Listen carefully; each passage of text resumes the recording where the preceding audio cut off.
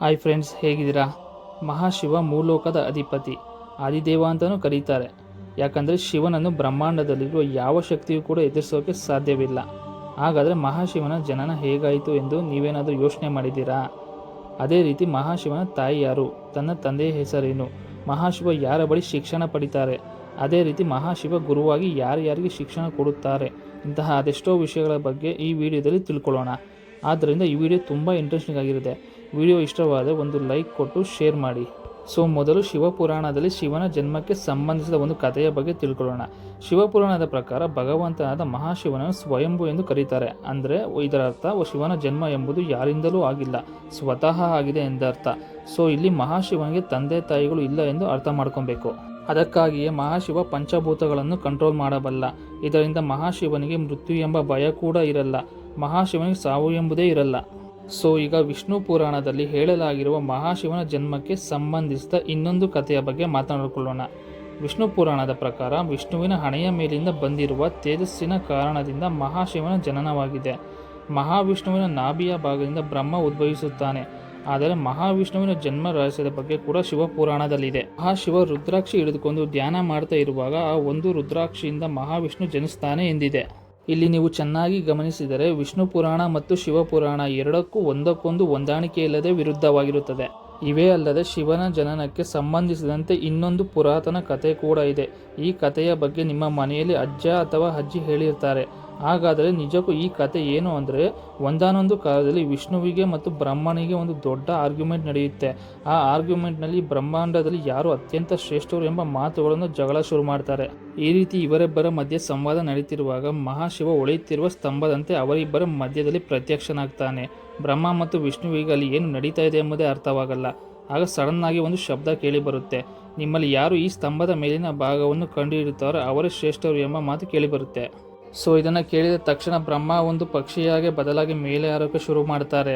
ಮಹಾವಿಷ್ಣು ವರಾಹ ರೂಪವನ್ನು ಪಡೆದು ಆ ಸ್ತಂಭದ ಮೇಲಿನ ಭಾಗವನ್ನು ಅಂದರೆ ಕೊನೆಯ ಭಾಗವನ್ನು ಹುಡುಕೋಕೆ ಪ್ರಾರಂಭಿಸ್ತಾರೆ. ಈ ರೀತಿ ಬಹಳಷ್ಟು ಸಮಯದವರೆಗೆ ಹುಡುಕಿದ ನಂತರ ಬ್ರಹ್ಮ ಮತ್ತು ವಿಷ್ಣುವಿಗೆ ಇಬ್ಬರಿಗೂ ಕೂಡ ಆ ಸ್ತಂಭದ ಕೊನೆಯ ಭಾಗ ಕಾಣಿಸಲ್ಲ.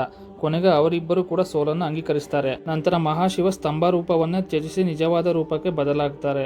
ಇದನ್ನು ನೋಡಿದ ಬ್ರಹ್ಮ ಮತ್ತು ವಿಷ್ಣು ಈ ಬ್ರಹ್ಮಾಂಡದಲ್ಲಿ ಅತ್ಯಂತ ಶಕ್ತಿವಂತ ಮಹಾಶಂಕರನೇ ಎಂದು ಅರ್ಥ ಮಾಡಿಕೊಳ್ತಾರೆ. ಮಹಾಶಿವನನ್ನು ಮೀರಿದ ಶಕ್ತಿ ಯಾವುದಿಲ್ಲ ಎಂಬುದು ನಂಬ್ತಾರೆ. ಈ ಕಥೆಯ ಮೂಲಕ ಮಹಾಶಿವನಿಗೆ ಅಂತ್ಯವಿಲ್ಲ ಎಂಬುದು ಅರ್ಥವಾಗುತ್ತೆ. ಅದಕ್ಕಾಗಿಯೇ ಮಹಾಶಿವನನ್ನು ಸ್ವಯಂಭು ಎಂದು ಕರೀತಾ ಇರ್ತಾರೆ.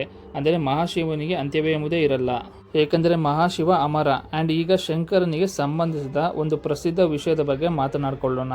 ಬ್ರಹ್ಮ ಶಿವನಿಗೆ ತಂದೆಯಾಗ್ತಾನೆ ಎಂಬ ಕಥೆ ಪ್ರಜೆಗಳ ಮಧ್ಯದಲ್ಲಿ ತುಂಬ ಪ್ರಚಾರದಲ್ಲಿದೆ. ಒಂದು ವೇಳೆ ಈ ಕತೆ ನಿಜವಾಗಿದ್ದರೆ ನಿಜಕ್ಕೂ ಹೇಗೆ ಬ್ರಹ್ಮ ಶಿವನಿಗೆ ತಂದೆಯಾಗ್ತಾನೆ?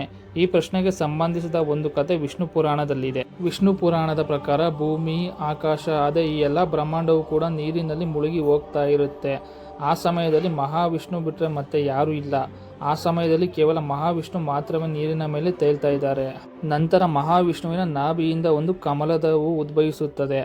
ಆ ಹೂವಿಂದ ಬ್ರಹ್ಮ ಸೃಷ್ಟಿಯಾಗ್ತಾರೆ, ಅಂದರೆ ಜನಿಸ್ತಾರೆ. ಬ್ರಹ್ಮ ಮತ್ತು ಮಹಾವಿಷ್ಣು ಇಬ್ಬರೂ ಕೂಡ ಈ ಬ್ರಹ್ಮಾಂಡದ ಬಗ್ಗೆ ಮಾತನಾಡ್ತಿರುವಾಗ ಅವರಿಬ್ಬರ ಮಧ್ಯೆ ಮಹಾಶಿವ ಉದ್ಭವಿಸ್ತಾನೆ. ಹಾಗೂ ಬ್ರಹ್ಮ ಮಹಾಶಿವನನ್ನು ಗುರುತಿಸಲ್ಲ. ಆಗ ಮಹಾಶಿವ ಅಲ್ಲಿಂದ ಮಾಯವಾಗಿ ಬಿಡ್ತಾನೆ. ಇದನ್ನೆಲ್ಲ ಗಮನಿಸಿದ ಮಹಾವಿಷ್ಣು ಬ್ರಹ್ಮನಿಗೆ ದಿವ್ಯ ದೃಷ್ಟಿಯನ್ನು ಪ್ರಸಾದಿಸಿ ಶಿವನ ಬಗ್ಗೆ ನೆನಪಿಸ್ತಾನೆ. ಇದಾದ ನಂತರ ಬ್ರಹ್ಮ ತನ್ನ ತಪ್ಪನ್ನು ತಿಳಿದುಕೊಂಡು ಶಿವನನ್ನು ಕ್ಷಮಾಪಣೆ ಕೇಳಿ ಪುತ್ರನ ರೂಪದಲ್ಲಿ ನನಗೆ ಜನಿಸು ಎಂದು ಶಿವನನ್ನು ಕೋರಿಕೊಳ್ತಾನೆ. ಆಗ ಮಹಾಶಿವ ಬ್ರಹ್ಮದೇವರ ಪ್ರಾರ್ಥನೆಯನ್ನು ಅಂಗೀಕರಿಸಿ ಆಶೀರ್ವಾದವನ್ನು ಮಾಡ್ತಾರೆ. ನಂತರ ಬ್ರಹ್ಮದೇವ ಈ ಸೃಷ್ಟಿಯನ್ನು ಸೃಷ್ಟಿಸುವ ಸಮಯದಲ್ಲಿ ಆತನಿಗೆ ಒಂದು ಮಗುವಿನ ಅವಶ್ಯಕತೆ ಬೀಳುತ್ತೆ. ಆಗ ಮಹಾಶಿವನ ಆಶೀರ್ವಾದ ಬ್ರಹ್ಮದೇವರಿಗೆ ನೆನಪಾಗುತ್ತದೆ. ತಕ್ಷಣವೇ ಮಹಾಶಿವನಿಗಾಗಿ ಬ್ರಹ್ಮ ತಪಸ್ಸನ್ನು ಮಾಡೋಕೆ ಶುರು ಮಾಡ್ತಾನೆ. ಸ್ವಲ್ಪ ಕಾಲದ ನಂತರ ಮಹಾಶಿವ ಹುಡುಗನ ರೂಪದಲ್ಲಿ ಬಂದು ಬ್ರಹ್ಮನ ಮುಂದೆ ಪ್ರತ್ಯಕ್ಷನಾಗ್ತಾನೆ. ಆ ಹುಡುಗ ಬ್ರಹ್ಮನ ಮುಂದೆ ಬಂದು ನಿಂತು ಅಳುತ್ತಾ ಇರ್ತಾನೆ. ಆಗ ಬ್ರಹ್ಮ ಬಾಲಕನನ್ನು ಯಾಕೆ ಅಳುತ್ತಾ ಇದೆಯಾ, ನಿನ್ನ ಹೆಸರು ಏನು ಎಂದು ಕೇಳ್ತಾನೆ. ಆಗ ಆ ಬಾಲಕ ನನಗೆ ಯಾವುದೇ ಹೆಸರಿಲ್ಲ ಎಂದು ಹೇಳ್ತಾನೆ. ಈ ರೀತಿ ಬ್ರಹ್ಮದೇವ ಬಾಲಕನಿಗೆ ರುದ್ರದೇವ ಎಂಬ ಹೆಸರಿಡ್ತಾನೆ. ಈ ಹೆಸರಿಗೆ ಅರ್ಥ ಅಳುತ್ತಾ ಇರುವವನು ಎಂದರ್ಥ. ಆ ಹೆಸರನ್ನು ಇಟ್ಟ ನಂತರವೂ ಕೂಡ ಆ ಬಾಲಕನು ಅಳೋದನ್ನು ಮಾತ್ರ ಬಿಡಲ್ಲ. ಇದರಿಂದ ಬ್ರಹ್ಮ ಮತ್ತೊಂದು ಹೆಸರನ್ನು ಇಡ್ತಾನೆ. ಆ ಎರಡನೇ ಹೆಸರು ಕೂಡ ಆ ಬಾಲಕನಿಗೆ ಇಷ್ಟವಾಗಲ್ಲ. ನಿರಂತರವಾಗಿ ಅದೇ ರೀತಿ ಅಳುತ್ತಾ ಇರ್ತಾನೆ.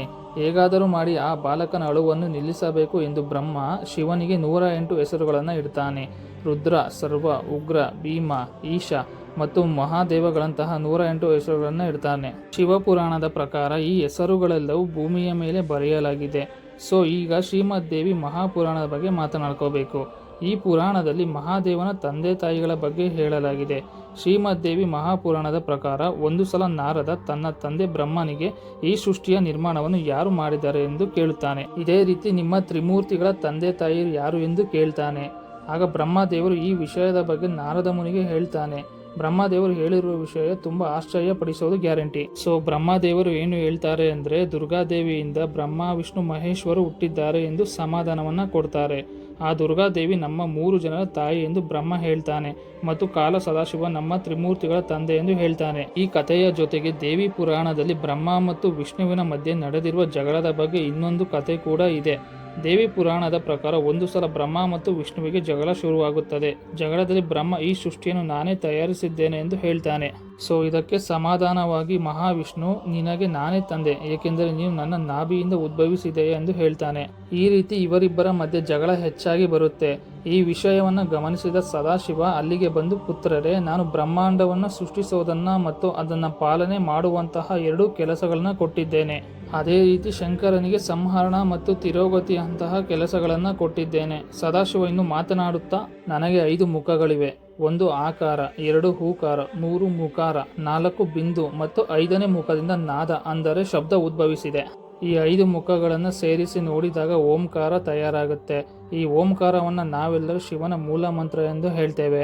ಸದಾಶಿವ ಇಷ್ಟು ಹೇಳಿದ ನಂತರವೂ ಶಿವನಿಗಿಂತ ಬ್ರಹ್ಮಾಂಡದಲ್ಲಿ ಯಾರು ಕೂಡ ಶಕ್ತಿವಂತರಿಲ್ಲ ಎಂದು ಬ್ರಹ್ಮ ಮತ್ತು ವಿಷ್ಣುವಿಗೆ ಅರ್ಥವಾಗುತ್ತದೆ. ಇದರಿಂದ ಇಬ್ಬರು ಕೂಡ ಮಹಾಶಿವನಿಗೆ ಪ್ರಣಾಮಗಳನ್ನು ಮಾಡ್ತಾರೆ.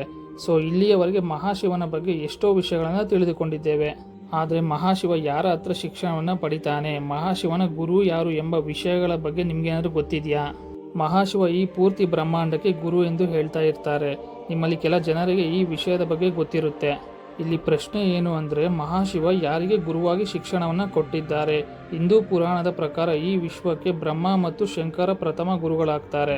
ಇವರಿಬ್ಬರು ಕೂಡ ಈ ಸೃಷ್ಟಿಯನ್ನು ತಯಾರಿಸಿದ್ದಾರೆ. ಬ್ರಹ್ಮದೇವರು ತನ್ನ ಪುತ್ರರಾದ ಮಾನಸ ಪುತ್ರರಿಗೆ ಶಿಕ್ಷಣವನ್ನು ನೀಡಿದ್ದಾರೆ. ಅದೇ ರೀತಿ ಮಹಾಶಿವ ತನ್ನ ಜ್ಞಾನವನ್ನು ತನ್ನ 7 ಜನ ಶಿಷ್ಯರಿಗೆ ಕೊಡ್ತಾರೆ. ಅಂದ್ರೆ ಮಹಾಶಿವ 7 ಜನ ಶಿಷ್ಯರಿಗೆ ಗುರು ಅಂತ ಅರ್ಥ ಮಾಡ್ಕೊಬೇಕು. ಆ 7 ಜನ ಶಿಷ್ಯರನ್ನ ಇವತ್ತು ನಾವು ಸಪ್ತ ಋಷಿಗಳೆಂದು ಕರೀತಾ ಇದ್ದೇವೆ. ಸೊ ಫ್ರೆಂಡ್ಸ್, ಈ ವಿಡಿಯೋದಲ್ಲಿ ಶಿವನ ಜನ್ಮ ರಹಸ್ಯದ ಬಗ್ಗೆ ಎಷ್ಟೋ ವಿಷಯಗಳನ್ನು ತಿಳಿದುಕೊಂಡಿದ್ದೇವೆ. ಈ ವಿಡಿಯೋ ಬಗ್ಗೆ ನಿಮ್ಮ ಅನಿಸಿಕೆ ಏನಾದರೂ ಇದ್ದರೆ ತಪ್ಪದೆ ಕೆಳಗೆ ಕಮೆಂಟ್ ಮಾಡಿ ತಿಳಿಸಿ. ಆ್ಯಂಡ್ ಈ ವಿಡಿಯೋವನ್ನು ಕೊನೆಯವರೆಗೂ ನೋಡೋದಕ್ಕೆ ಧನ್ಯವಾದಗಳು.